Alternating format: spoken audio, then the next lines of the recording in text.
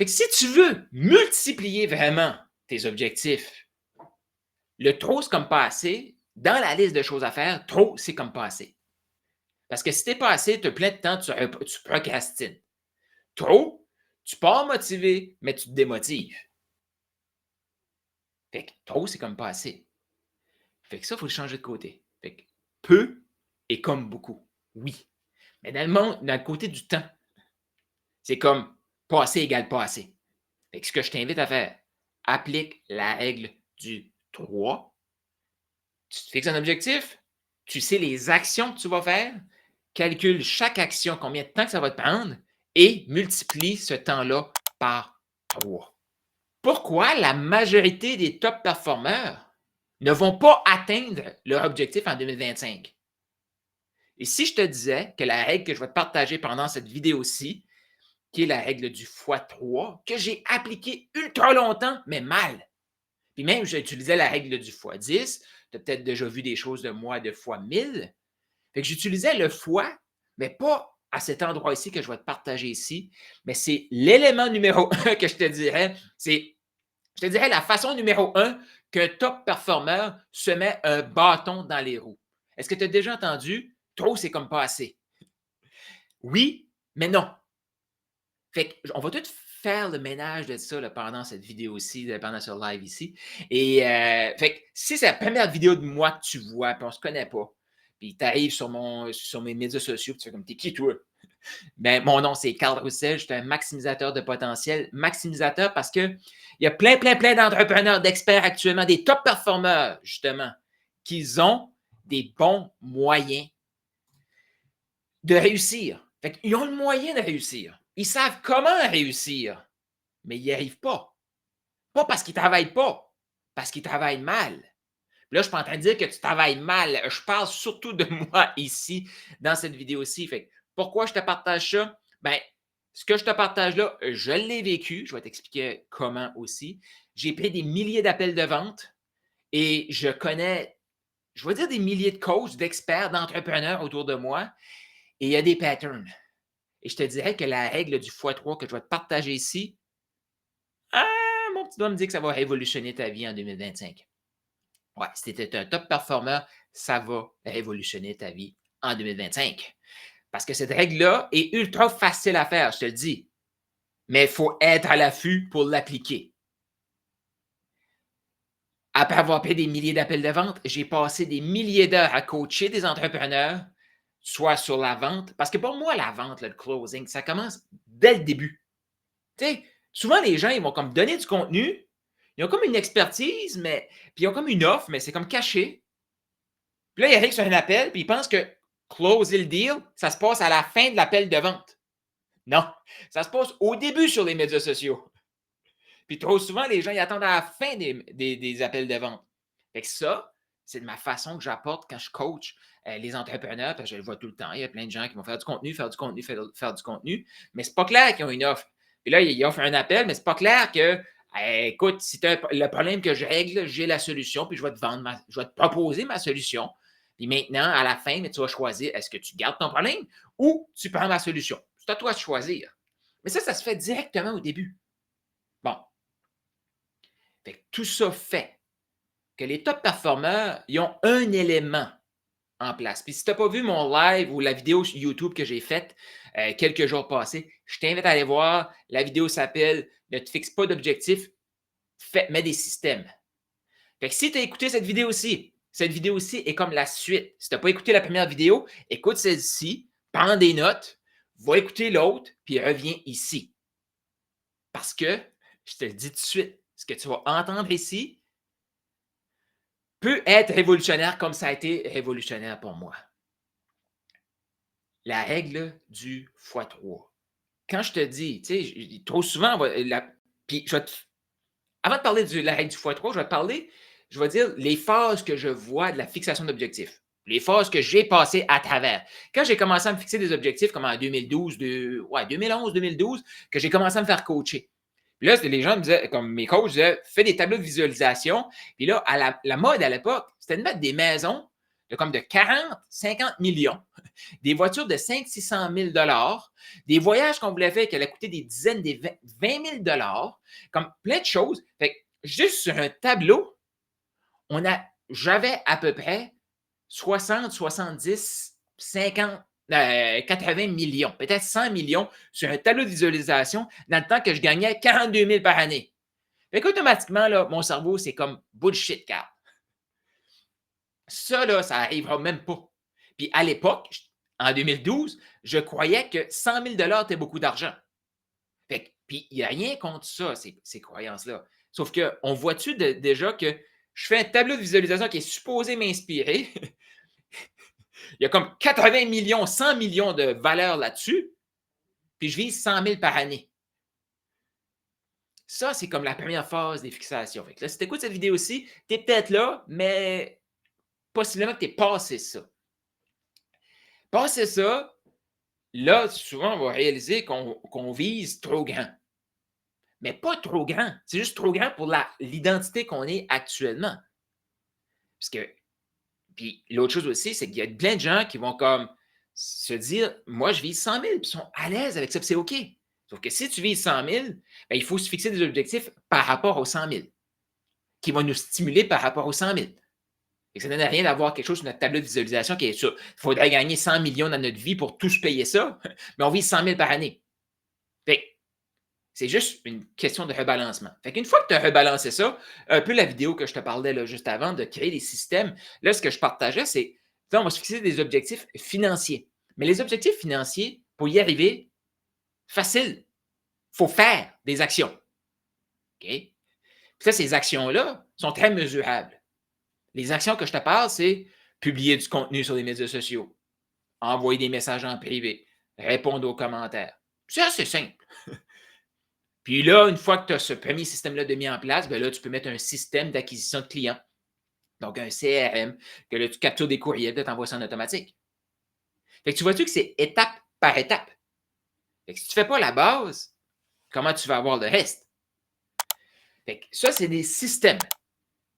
Mais trop souvent, on va se créer des systèmes qui ne sont pas réalistes et c'est là que la règle du x3 arrive en place. Puis là, quand je te parle de top performers, c'est des gens qui passent déjà à l'action, qui travaillent, qui n'ont pas peur de travailler. Ça, c'est important, là, parce que je te dis, cette vidéo-ci, ce n'est pas pour des gens qui cherchent encore une recette magique, qui ont essayé, ça fait des années, de devenir, pouf, millionnaire du jour au lendemain. C'est pour ça que la loterie existe. Avoir du succès dans la vie, ça demande du travail. C'est comme ça. Regarde tous les gens qu'on admire, ben, ils ont travaillé pour ce qu'ils ont.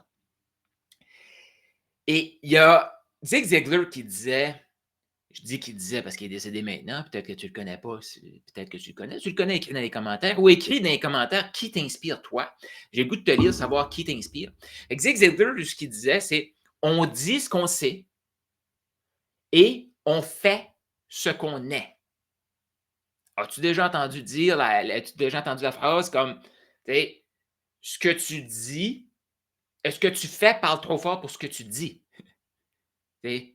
Fait que ça, ces phrases-là, c'est comme, même si tu le dis, ça veut-tu dire que tu le sais? Comme, je savais me fixer de grands objectifs, je sais. Après ça, j'ai lu des livres sur la gestion des priorités. OK, je sais me fixer des priorités. Mais c'est pas parce que je le sais que je le fais. Là, quand tu as fait la transition de OK, là, je le sais, là, je le fais. Parce que, écoute, j'ai appris là, le truc des roches. Là. Tu mets les roches, tu mets les cailloux, tu mets le sable.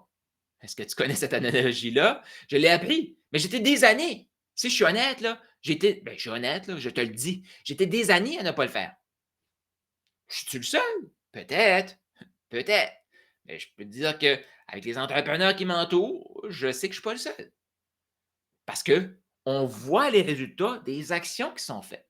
Fait qu'on dit ce qu'on sait, on fait ce qu'on est.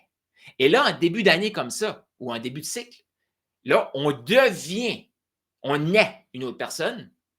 Mais moi, j'ai ajouté à cette phrase-là parce que je trouvais que c'était incomplet. Parce que j'ai vu plein de gens aussi, comme faire des programmes de 3 mois, pouf, sont en feu, ils ont des résultats, puis après ça, ça s'estompe.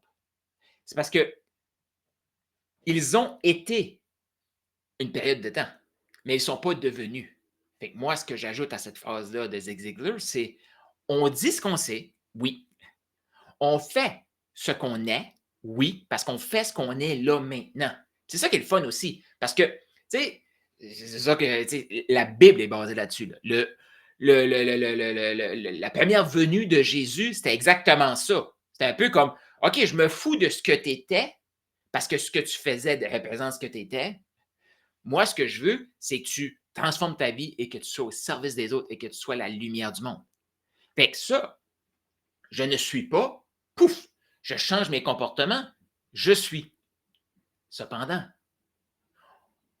on reproduit notre identité. Donc, on fait ce qu'on est, on dit ce qu'on est, non, on dit ce qu'on sait, on fait ce qu'on est et on devient, on, notre identité est créée par nos habitudes.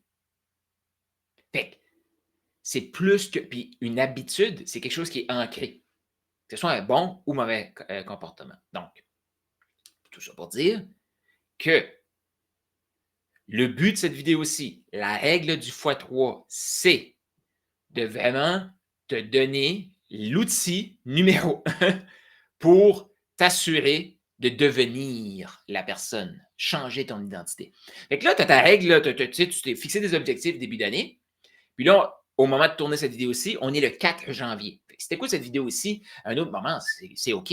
Mais si tu viens de te fixer des objectifs, ou tu t'en es fixé, puis tu te demandes mais pourquoi que ça s'estompe.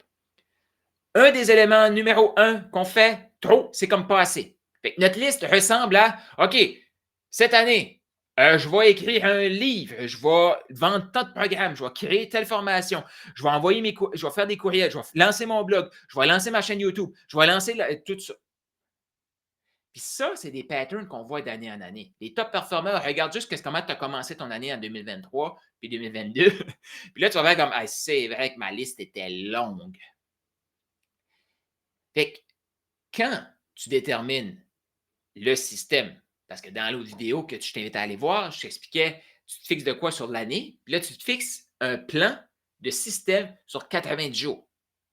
Mais je le sais aussi que là, il y a plein de gens qui vont dire, OK, je vais prendre mon année, pouf, parce que le livre de 12 semaines que j'adore, que je te recommande, tu prends ton année, puis là, tu le regroupes dans 12 semaines. Fait que 90 jours. Cependant, imagine que dans mon année, je vise publier un livre, je vise vendre comme mon offre, le boost maximise, ben, et plein d'autres affaires, mais je n'ai pas de système pour m'aider à faire tout ça. Je commence. Ma liste est juste trop longue pour mettre ça dans 3 mois. Fait que la règle du x3, c'est quoi? C'est que ce que tu penses que ça va te prendre comme temps, et c'est exactement ce que j'ai fait en coaching 1 à 1 hier. Puis ça a été, je te dis tout de suite, là, si tu as écouté déjà des vidéos de moi, ça va être révolutionnaire dans ta vie. Tu vas faire comme Carl, tu as changé. Ben, et j'espère, la vie, c'est une évolution. Tu sais. Fait que hier, j'étais avec une personne, elle me dit j'ai besoin de repos, j'ai besoin de conclure fermer des dossiers. Puis, je veux lancer une nouvelle offre. Fait que ce qu'on a fait, c'est la règle du x3. On le sait ce qu'on a à faire comme top performer. Ce que je t'invite à faire, c'est d'évaluer le temps que ça va te prendre à faire l'action. Et c'est là que la magie. Parce que si tu es comme moi, tu es capable de te convaincre que ta liste, tu es capable de la faire au complet. Mais si tu as des cycles de top performance, que tu as commencé fort, ça s'estompe, mon petit doigt me dit que tu as fait l'erreur que j'ai faite. Ça ne veut pas dire que tu l'as faite. Ou que tu t'apprêtes à la faire. Mais mon petit doigt me dit que tu as déjà fait cette erreur-là, qui est de minimiser le temps que chaque action va te prendre. Je vais écrire mon premier livre. OK, je vais écrire 1 heure par jour pendant 12 semaines et là, je vais avoir un livre. Ça se peut. Mais moi, je t'invite à faire x3. Oui. Je vais prendre 3 heures par jour pour écrire mon livre pendant 12 semaines. Pourquoi? Ben, si t'es comme moi, tu minimises le temps que ça te prend. Et je vois si tu as déjà vécu ça, mais moi, là, j'ai déjà eu des blocs appartements. Donc, je me levais un matin super motivé. Puis c'est là aussi que la motivation diminue. Parce que, imagine, moi, je me lève le matin, puis c'était concrètement ça que je faisais. J'étais super motivé, je vais aller peinturer cet appartement-là. OK, aujourd'hui, on refait la salle de bain. Hey, j'ai fait ça chez nous. Je vais prendre la salle de bain que j'avais faite dans ma maison. Là, moi, dans ma tête, là, je calcule ça. Le matin, en avant-midi, j'arrache le bain, j'arrache la toilette, j'arrache tout ça. Et le soir, le bain, la toilette, tout est là. Ouais. Puis, je suis peut-être le seul, là. Mais j'avais jamais fait ça, concrètement. Tu sais, j'avais déjà aidé mon père, tout ça. J'avais le truc ici, c'est qu'on se décourage. Comme là, à la fin de la journée, j'étais découragé. Pourquoi? Parce que le bain était beaucoup plus pesant que je pensais. Fait que j'ai eu besoin d'aide pour sortir le bain. Fait que là, j'ai dû appeler mon père qui vient de m'aider à sortir le bain. Fait que là, il y a eu une perte de temps. Après ça, la toilette, j'étais comme OK. Fait que, tu vois-tu que là, j'avais prévu une journée de faire la job. Ça m'a pris quoi? À peu près 3 jours. Si je prends, là, comme là, après ça, j'ai commencé à faire des blocs d'heures, là, mais à peu près 3 jours pour faire ce que je pensais faire dans une journée. Quand j'allais peinturer des appartements, c'était la même chose. Très souvent, OK, je vais monter un tunnel de vente. Je sais comment le monter. OK? Puis là, je vais me dire, OK, fais ça dans 1 heure. 3 heures après, je n'ai pas fini. Parce que des fois, ça prend plus que 3 heures. Fait que dans l'horaire fantastique qu'on a comme top performeur, on place nos priorités et le temps qu'on pense que ça va nous prendre à faire ces priorités-là, on fait multiplier par 3. Parce que hier, justement en coaching, la personne m'apporte tout ça. Je dis, OK, mais comme ce client-là, il te prend combien d'heures? Elle me dit 50. Fait qu'elle avait 50 heures à mettre dans ce client-là d'ici la fin du mois. Mais de la façon qu'elle a répondu à la top performance en hésitant. C'est comme, possiblement que c'est plus, mais je ne veux pas que ça soit plus, fait que je vais mettre 50. Fait que j'ai dit, fais x3. Et elle avait besoin de repos aussi. Et elle avait besoin d'autres choses aussi. J'ai comme, je pense pas que maintenant, c'est le moment de faire comme, faut que tu finisses ce client-là, tu m'as dit ta priorité. Tu as l'autre client, OK, parfait, faut que tu te reposes. Fait qu'on a fait voyons, l'exercice, puis là, elle était rendue à 47 heures par semaine à travailler juste avec les 3 éléments qu'il fallait qu'elle fasse déjà. Mais quand elle a vu ça, elle a fait comme, mais là, Carl, tu exagères dans le temps, là. Parce que quand j'y ai dit que j'étais comme ça aussi, top performance, que là, OK, on minimise tout le temps le temps, puis j'ai dit de la façon que tu as répondu, je pense que tu es comme ça, elle s'est mise à rire, la personne. Parce que c'est totalement ça. Fait que si tu veux multiplier vraiment tes objectifs, le trop, c'est comme pas assez. Dans la liste de choses à faire, trop, c'est comme pas assez. Parce que si t'es pas assez, tu as plein de temps, tu procrastines. Trop, tu pars motivé, mais tu te démotives. Fait que trop, c'est comme pas assez. Fait que ça, il faut le changer de côté. Fait que peu est comme beaucoup. Oui. Mais dans le côté du temps, c'est comme pas assez égale pas assez. Fait que ce que je t'invite à faire, applique la règle du 3. Tu te fixes un objectif, tu sais les actions que tu vas faire, calcule chaque action, combien de temps que ça va te prendre et multiplie ce temps-là par 3.